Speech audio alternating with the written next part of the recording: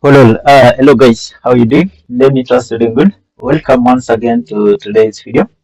Here with me, I have HP Elitebook 840G8. Yes, this is 840G8. And the problem with this one is not powering on. Yes. Previously, I diagnosed this laptop and then I was able to check everything is okay. Then till later, I realized that, or I found out the problem with this is the keyboard. The issue with this is the keyboard. The reason why it's not powering on is because the keyboard key, the power button is in the keyboard. And then that button or that line which will power on the laptop is dead or is faulty. It is common with these laptops. Any laptop which has a switch on the keyboard. This problem is very common. Yes. Sometimes we do what's called the switch modification, whereby we take the line for the switch. From the keyboard connector inside the motherboard, we located the 3.3 voltage for powering on or for switching. Then that 3.3, we take it through another line. We solder the wire there. Then we modify it to another switch, whereby that switch we normally put behind this key. When you press it, it will trigger using the different switch which we now modified. It is not using the same flex cable which is used by these other keys. The other keys for this is working. Yes, because I tested it before.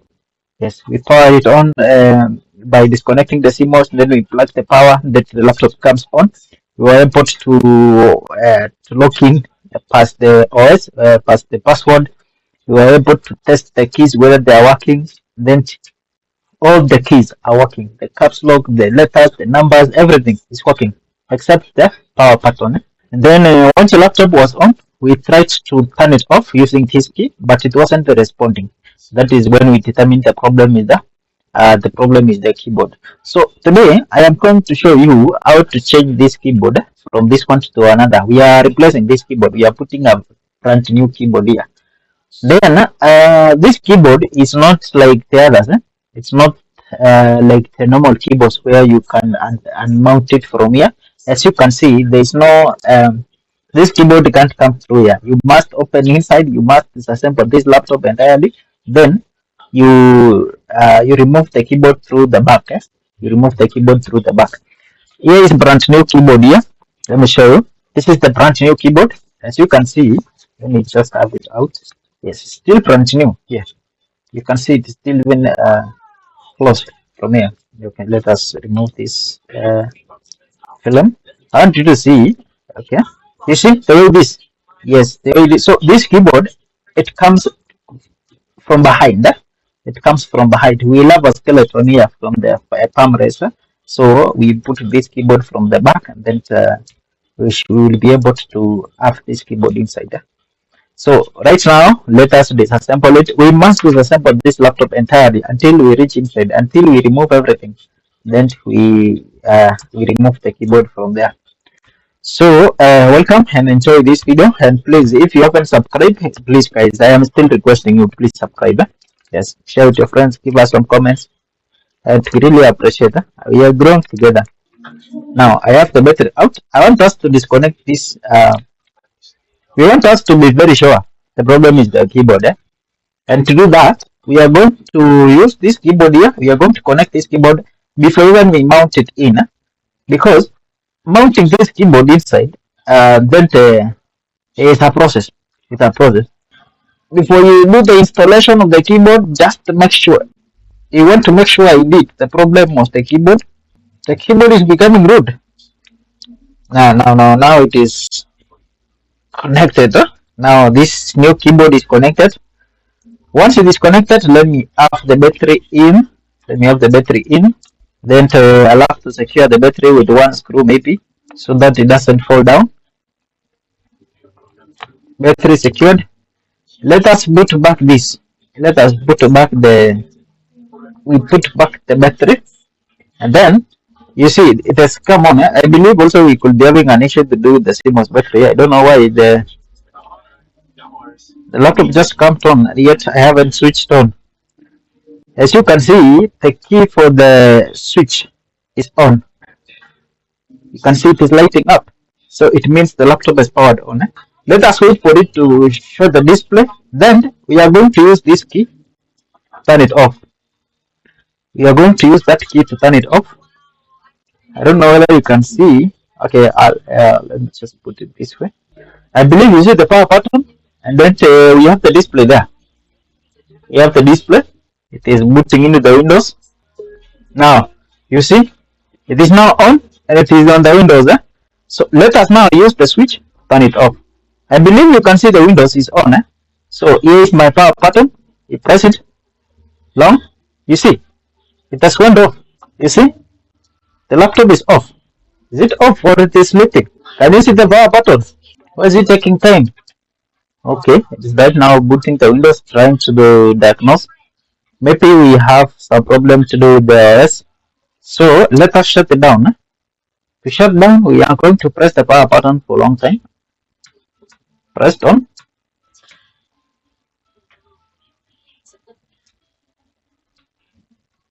I believe it is now shut. The laptop is off right now. The laptop is off. Now, we are going to press the power button again. We see if it is coming on. You know, previously the other one was not able to switch it on back. So let's say this new keyboard. When you press the power button, it comes back on, and then display. Then you have the display. That tells you what the problem. The other one, the other switch, the other keyboard is not able to switch on because the switch is faulty. The keyboard is faulty from the other one. But for this one, the problem is this one is able to switch. This one is able to switch. So you're going to replace this keyboard, and we are going to do it together. Nice. So turn it off, and it is off. Yes, for you to replace this keyboard, you must remove everything. You must disassemble entirely everything out. Starting with this, that is the battery. So we need to put this aside. So this is the new keyboard. You are going to mount it back. You're going to install it back. Let us remove. First, we need to remove the motherboard. The motherboard needs to be out. The motherboard removed. Next, we remove this part also. This the daughter board.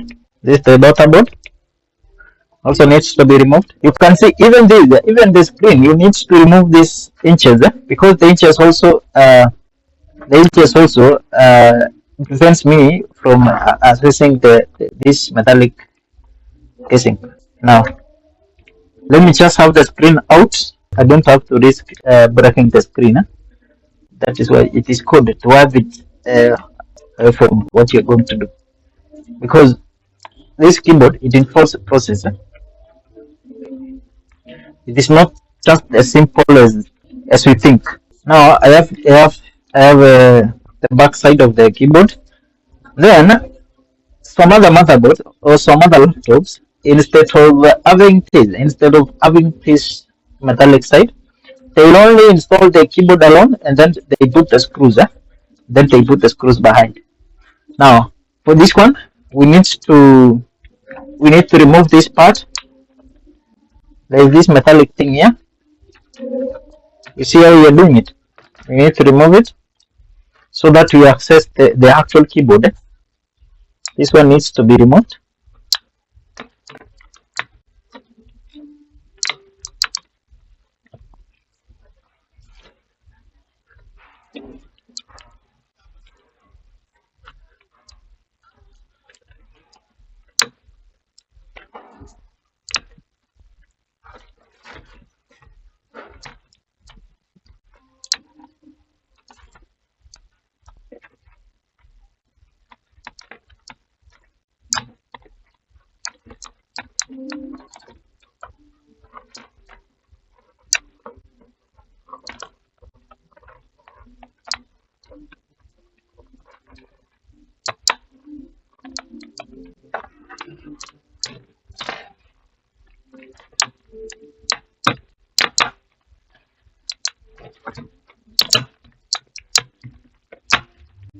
Yeah, it really needs energy.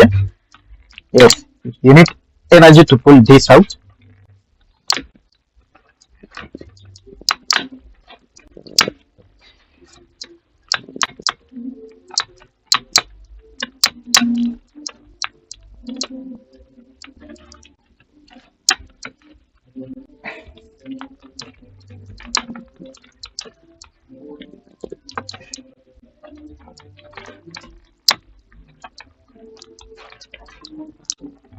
this one has never been replaced before. In fact, you can know the keyboard which has been replaced before you, because this thing,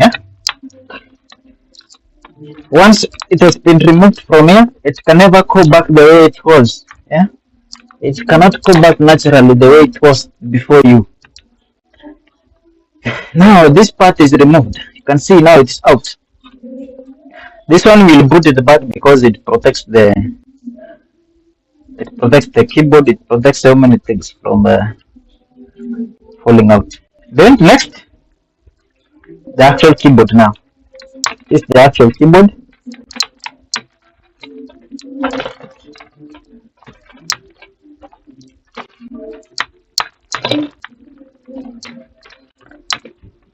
Finally, you see? So this is now the faulty keyboard. This is the faulty keyboard. Can we determine what could have caused the issue why it's not functioning? It can't, because I can't even see any sign of spillage. Probably because before this motherboard actually, so maybe that shot, the shot, whatever the caused the shot, also affected the line of the keyboard.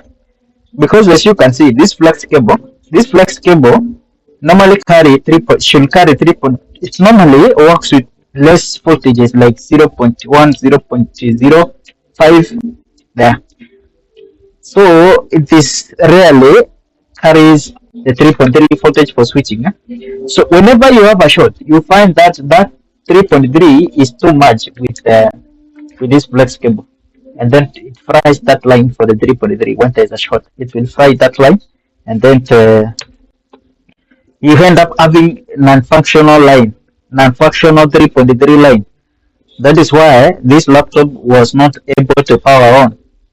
This laptop was not able to power on because the line for the switch was fried. Now, you see, the keyboard is packed this way. She code this way inside.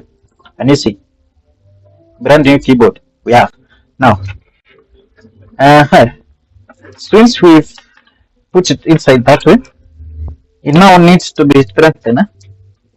It needs to be strengthened by applying some heat so that it gets installed properly.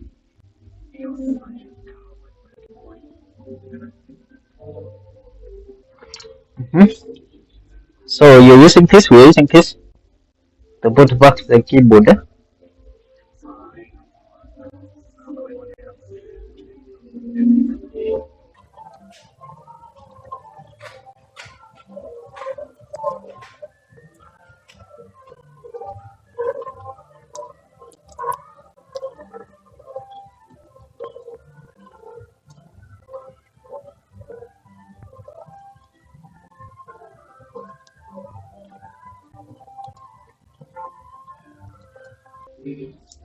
It is also important to test the keyboard before you put it back, because once you solder it this way, it can never be returned to the shop. Once it has been soldered this way, you'll never return it back to the shop. Now, you have that one away a little bit. Now, since I have that one, you'll have to solder it a little bit. You have to, next is to put this one back. Yes, sometime during the process of removing it, it gets what? The shape normally gets what? It is reshaped badly. So you need to straighten it. Once it is straight, it's now time to put it back correctly where it was before. You need to put it back. Everything needs to be put back the way it was before. You see?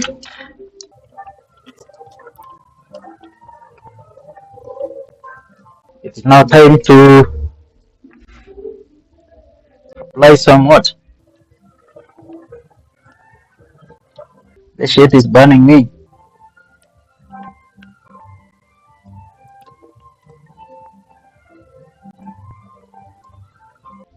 I believe you're following, because these things you might see it as like it's a simple thing, but sometimes Sometimes you find yourself messed up. Somebody is asking, must I have to burn this all of them? Yes, you have to. If you don't, your keyboard might become weak. So these are the reinforcement.